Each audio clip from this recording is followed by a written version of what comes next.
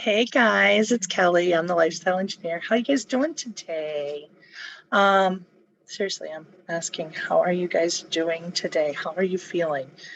What, anything coming up? So today, I'm kind of going to go into a fairly serious topic. Um, Not that every topic can't be serious. And it's kind of a change from what I originally had planned. Um, for today or for this week. Um, so I want to kind of talk about the topic of closure. What the idea of closure? What is that? So the idea of closure is kind of honoring and recognizing the end of something very significant to you.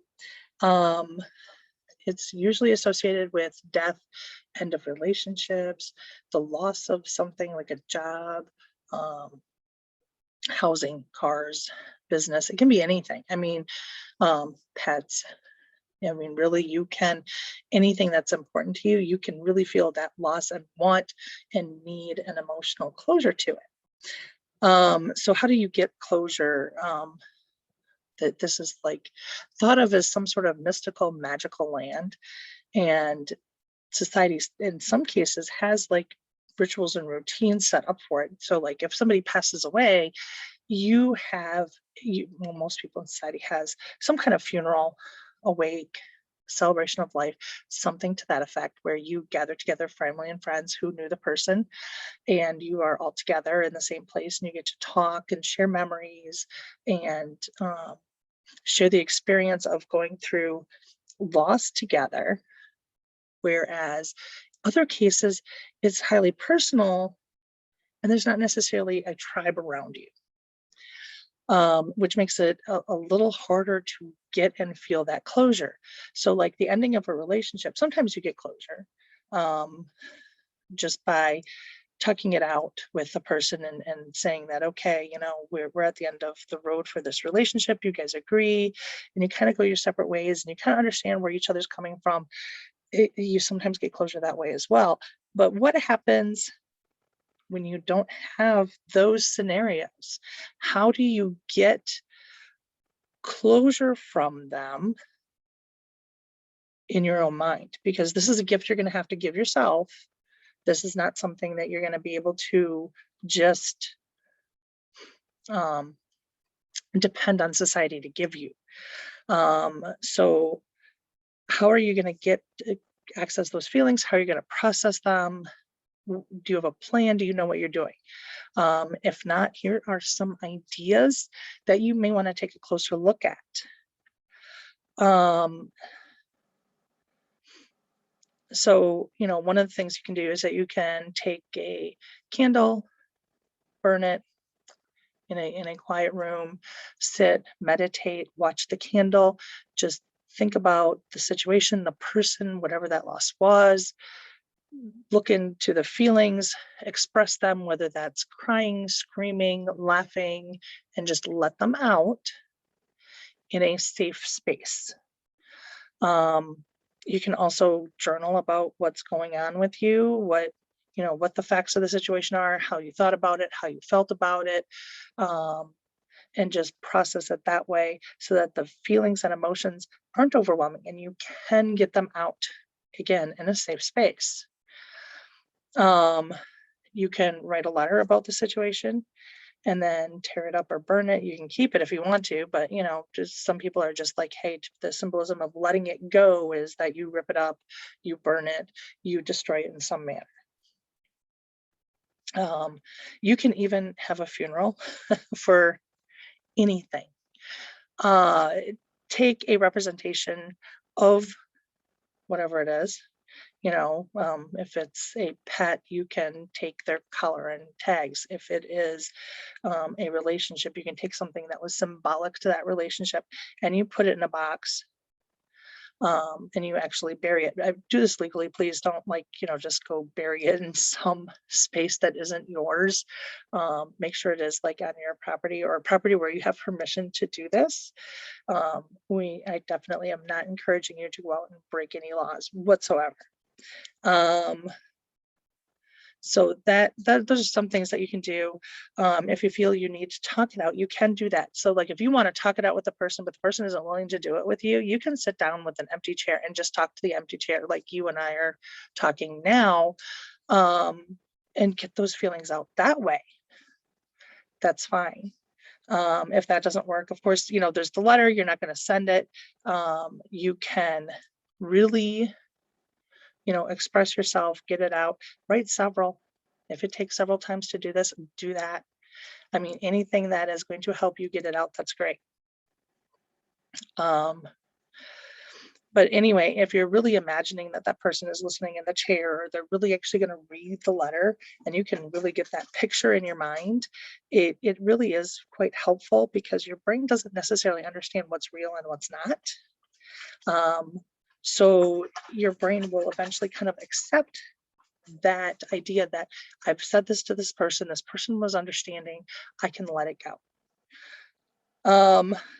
Another way to get through a loss is being very grateful for the things that you do have. Because a lot of times when we're in the throes of experiencing a loss, that's all we kind of focus on is what did we lose instead of what do we still have. So, write it out or speak it out loud. Things that you actually have that you are really grateful for. And it can be really simple things or they can be really complex things. It's really, what are you actually grateful for? I mean, you can be, geez, I'm thankful that my dogs are here. Or you can be thankful that, hey, I have a roof over my head. I have food to eat. You could be thankful for being out in nature and going for a walk and seeing a squirrel, or it really doesn't matter what. Um, you also can do things like distract yourself. So get busy with yourself, especially when you're getting over a relationship. This one's a big one, is really getting back into who are you? What are you? What do you stand for? What are you interested in? So go out and do those self-care activities. And self-care isn't always bubble baths and time at the spa. We'll actually do an episode on self-care, but um, just keep in mind. But I mean, it can be, joining a club, taking up a new hobby, learning a new skill, reading a book that you've always wanted to, um, go out and try something. And if it isn't what you imagine, don't worry about it. You can try something else. I do suggest that if you're going out and doing things with other people, especially if it's a club where people may have been involved for a while and how to have relationships, give it a try a few times before you go, oh, this isn't working. For the simple fact that it may take people a couple times of seeing you to realize that, okay, yep, you're serious, so you can be accepted into the group. So be sure to like participate and do that a few times, and it might be uncomfortable at first, before you like write it off that, oh, they're not accepting of new people. Okay, just suggestion. Um, one of the things also, probably one of the more important things to really look at is forgiveness. Forgiveness is not about the other person. I mean, you can forgive the other person for doing things that you were not comfortable with, that were not okay. Even getting into things that are as serious as abuse, neglect. You can actually forgive the other person for doing those things, without like going, oh, forgive and forget. That's usually the phrase that you get. You don't have to forget what they did, but you can forgive them for doing it. And that way you're not carrying around anger all the time, because anger has this thing that if it's there all the time, it tends to quickly turn to being bitter. So use caution. Understand that forgiveness is for you. And then, of course, don't forget to also forgive yourself for doing things. I mean, relationships don't usually fall apart just because one person did something wrong. Usually, both people have a hand in it. Um, Not saying that relationships can't fall apart from one side of things. I'm just saying on the average. Um, Keep that in mind so that if you realize that, hey, you know what, I did something that really kind of contributed to this, forgive yourself for doing that too. I mean, let's face it, both people are human. We make mistakes. Sometimes we become too proud to admit it. And then that's kind of a contributing factor of a relationship falling apart. So that's really, forgiving them really does help. And forgiving yourself for doing those things really does help. Keeping in mind that we're all human. Okay, that doesn't mean don't work on whatever your piece of it was. Of course, go out and work on it. But at the same point, beating yourself up and feeling shame or guilt about it isn't going to help you either. So understanding what you did, forgiving yourself, working on it is key to improving your life. So then if you find yourself sad or stuck, or well, unusually sad or stuck over an extended period of time, you're going to want to hire a professional. Therapists and coaches are great options to hire. If you need a therapist, you're looking at healing past wounds to get over that. And if you're looking at a coach, you're looking at, hey, you know what? I'm at this point. I want to move forward and I just need some help to do that. So that's where the coach comes in. And it's kind of a personal choice, it's kind of a personal feeling of where are you? I'm shuffling my notes. Just want to make sure I stay on track because I will easily just go off on a tangent.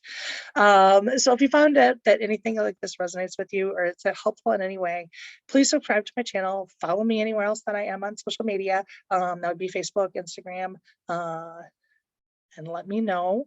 If you have any comments, please, put them below. Otherwise, love, peace, happy juju to everybody.